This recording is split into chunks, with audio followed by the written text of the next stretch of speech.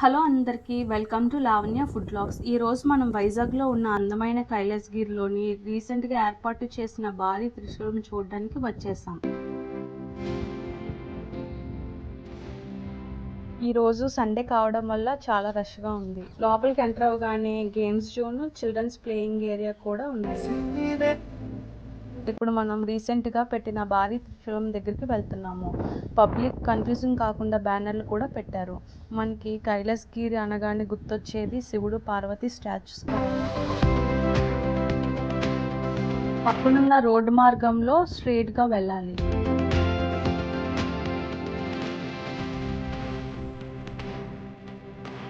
మా చిన్న పాప అయితే చాలా ఎగ్జైట్మెంట్గా పరిగెడుతుందండి. దారిలో వెళ్తుండగా చెట్టుకు పళ్ళు కనిపించాయి. పిల్లలు పళ్ళు కావాలని అడిగారు, కానీ తినకూడదని చెప్పాను. ఇంకెంత దూరం అనుకుంటూ నడుస్తుంటే దూరంగా త్రిశూలం టాప్ కనిపిస్తుందండి. మేమైతే లొకేషన్ దగ్గరికి వచ్చేసామండి. 65 అడుగుల భారీ త్రిశూలం పక్కనే 10 అడుగుల డమరుకం చాలా అద్భుతంగా ఉంది.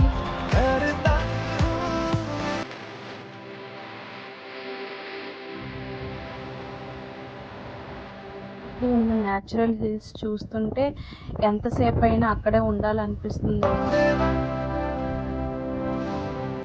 నాకు త్రిశూలం చూస్తుంటే ఏమనిపిస్తుందంటే, కైలాసగిరి అంటే మనకు శివుడు పార్వతి గుర్తొస్తారు. శివుడి చేతిలో త్రిశూలము డమరికం ఉంటుంది కాబట్టి ఇక్కడ వాటిని కూడా చాలా అందంగా ఏర్పాటు చేశారనిపిస్తుంది.